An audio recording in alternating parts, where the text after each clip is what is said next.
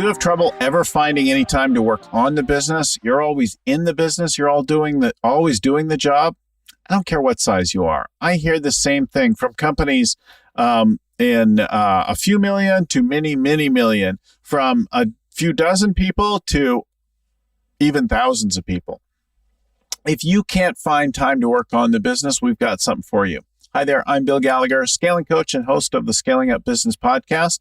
We've got these kinds of tips, deep dive interviews with our gurus, experts, and authors, and getting real conversations with CEOs about how they grew their businesses. All that and more at scalingcoach.com or wherever you get your podcasts and video content, YouTube, iTunes, Stitcher, Spotify, etc.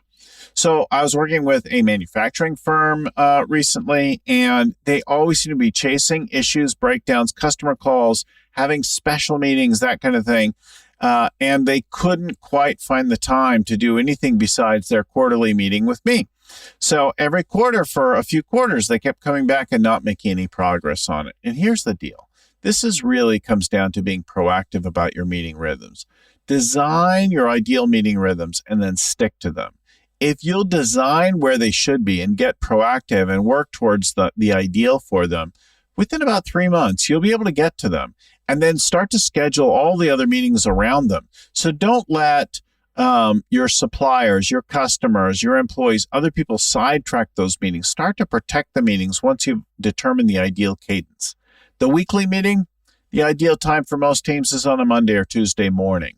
The daily huddles are usually in the morning, unless you're making some accommodation for time zones. Generally, we say a little bit after you arrive, not first thing on walking into the office or logging into the day, right? If you're working remotely with teams, not the first thing that they do is they get, that's the daily huddle. One-on-ones, typically Friday afternoons. The quarterly meetings happen either just before or just after the turn of the quarter, somewhere within about 3 weeks of a quarter turn. And then the annual planning, the latest we like to see is January. Many teams will get it done as early as September, doing their annual planning session. But sometime between September and January is when the annual plan can come in and get done. And then each quarter we do a quarterly plan. Each week we check how we're doing on that.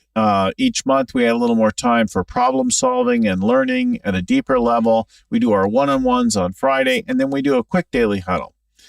That's the regular meeting cadence. And if you'll get it in and design it well and then start to iterate on it, tweak it, you'll make it yours, and it'll make a real difference in your business. Thanks again. I'm Bill Gallagher, scaling coach and host of the Scaling Up Business podcast. You'll find all that and more at scalingcoach.com. Talk to you again next time. Keep scaling.